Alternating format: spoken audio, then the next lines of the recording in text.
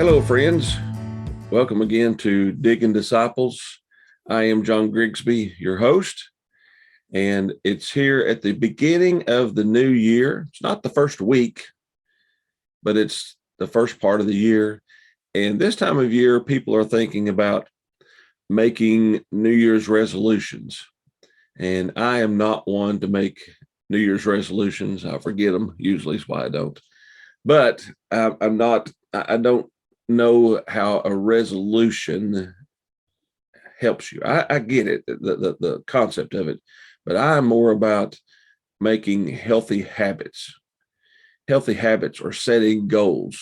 I'm all about setting goals. I think that's a huge part of what we should do is to set goals.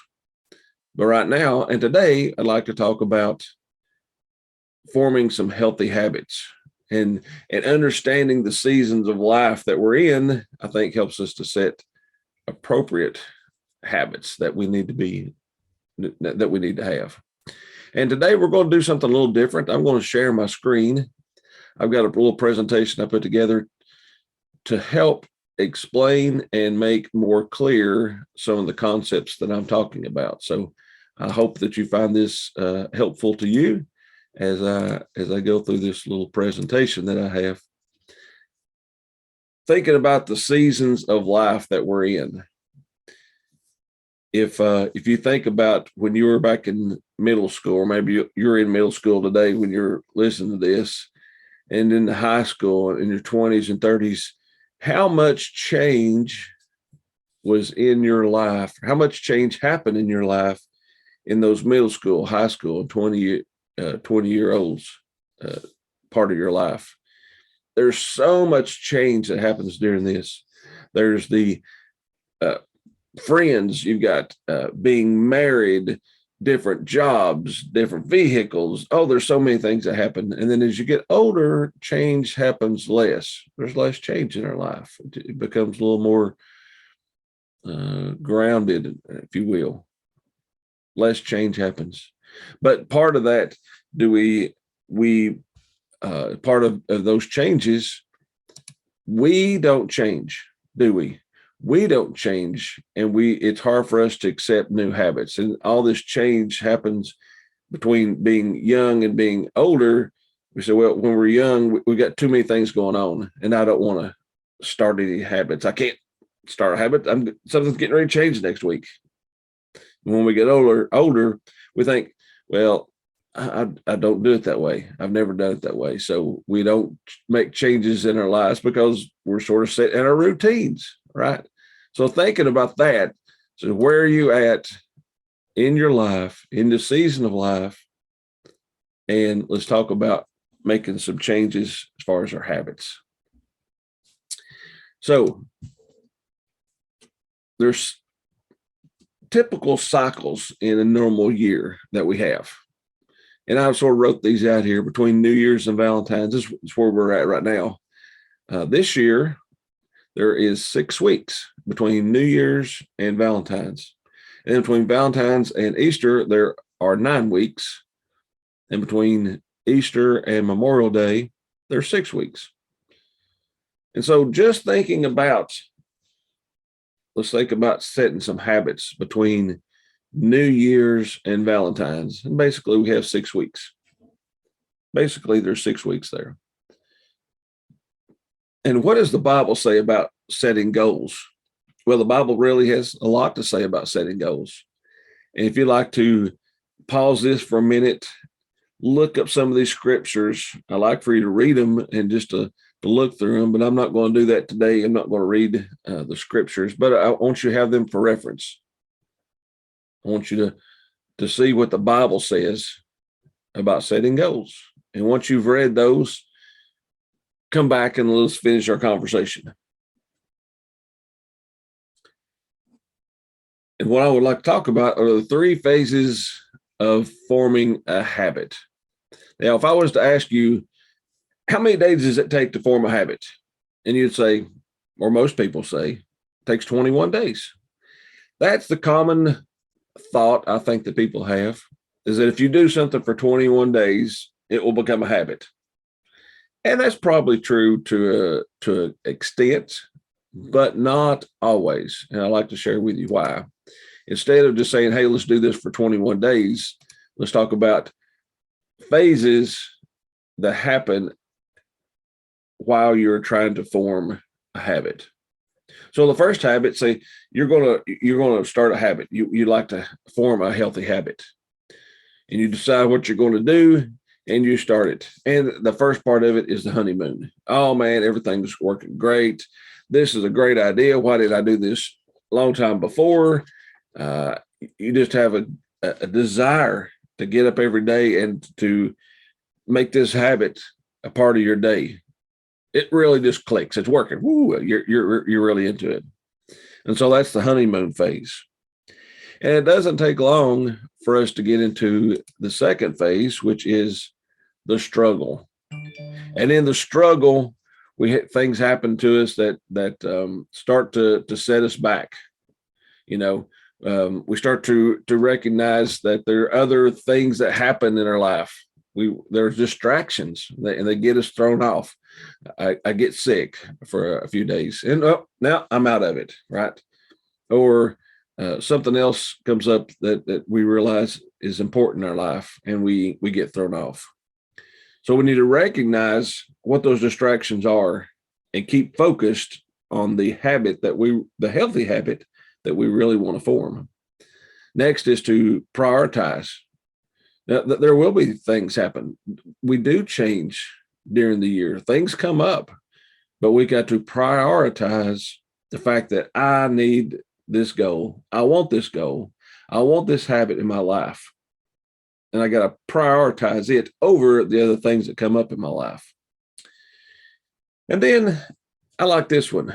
Ask yourself two questions about this. It says, how do I feel when I do this habit? How does it make me feel inside when I'm doing this habit, this healthy habit? It makes you feel fulfilled. It makes you feel wonderful. It makes you feel good. That's why you're doing it. It's a healthy habit. And then the second question is, how do I feel if I don't do it?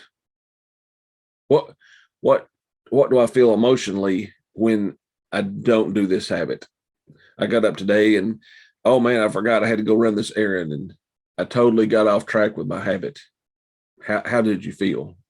And think emotionally how those things make you feel when you do them correctly and when you don't do them. And next is to reassure. You're still struggling. Reassure yourself that this is a habit that I want. I really do want this. And the last one, this is probably the most important one, is to have someone accountable to you that you're doing the goal that you want to, or doing the habit that you want.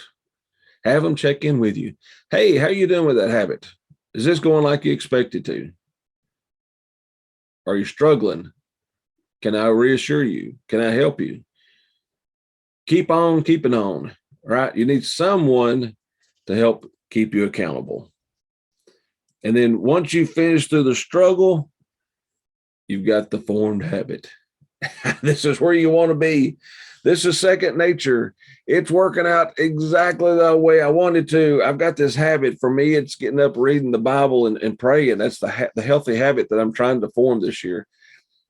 I did it I have done it before, but I've sort of fell out of the habit of doing it on a regular, consistent basis. But once I get back into the habit of it again, I know how it makes me feel, how I feel when I get up and I read my Bible and I talk with God, and He sets my course for the day. It really makes me feel great. I know how it feels. Why do I let these things distract me? Man, I don't know. That's who we are as humans, right? We want this habit. It's our second nature. We are in the groove. And then, you know what happens? You got to watch out for these. Is you're getting in the habit, and next thing you know, you're discouraged. Something happens, it didn't work out. It's not going like you thought it would be. The highs that you thought you'd have, something just doesn't work out the way you thought it would be. And you got discouraged. or disruptions made. When you go on vacation, you spend a week away. That got me out of my habit. A holiday, when you're sick, we're going through so much sickness right now with viruses and colds and everybody's sick, and you get thrown off your game, right?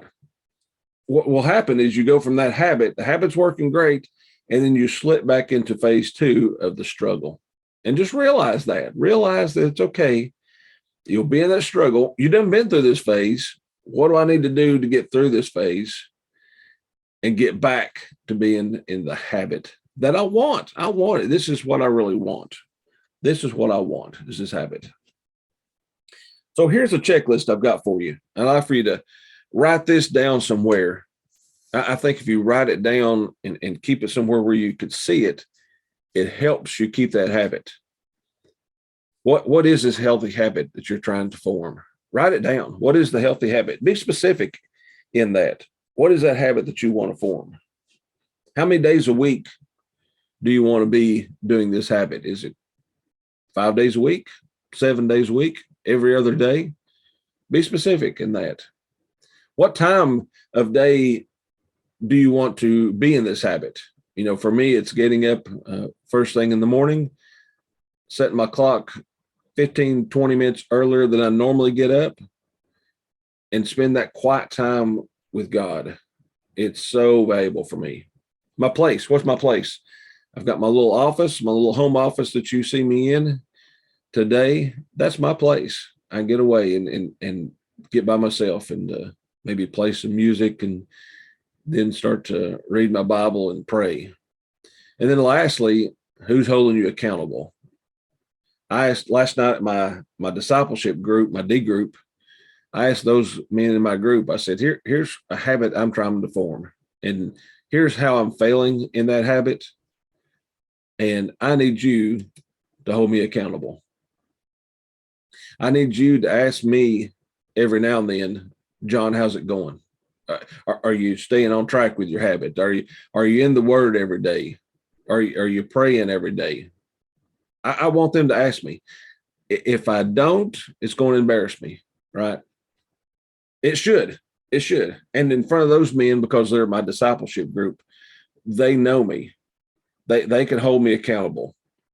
I need that in my life to hold me accountable. I told my wife, I told Cindy that I'm getting up every morning and trying to read my Bible and pray. And she gives me the time too.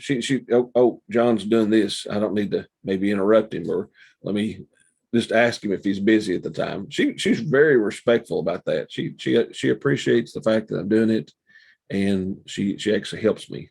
But I've got to tell her as well that I'm doing this habit. I'm trying to form this habit. Help me form a healthy habit. So I encourage you today to take that form, write down your habit, put it on a piece of paper somewhere, put it somewhere, tape it up on your bathroom mirror, beside your bed, somewhere that you see it every day until you get the habit formed, right? Once you get the habit formed, you don't need that piece of paper. You might not need that reminder. But until then, you need something to get you in the groove, to get you to that point to where it is that healthy habit. And like I say, for me, it's getting up, reading my Bible, meditating and praying on what I've read, and just spending time with God, just spending time with Him. And for me, I start off with 5-10 minutes. And I know that once I get into it, 5-10 minutes are not enough. I want more time, because what better person to talk with than with God? What better use of my time than talking with the creator of the universe? There is none. I mean, really, why would I not want to do that? Because I'm human, right? We're all human. We get distracted. We get through different seasons of life, and we get distracted by things. So I'd like to hear from you. How are you doing with your habits? What do you need? What kind of encouragement do you need? Who do you need to help keep you accountable? Set those goals. It's worth it. It truly is worth it. Let me hear from you. Tell me how you're doing with your goals. Drop a message. I've got a way to follow this video, follow the series, different things that we're doing subscribe, like, comment, all those things. You know how to do it. I don't have to tell you. I like to hear from you. And I wish you blessings as you navigate the seasons of life.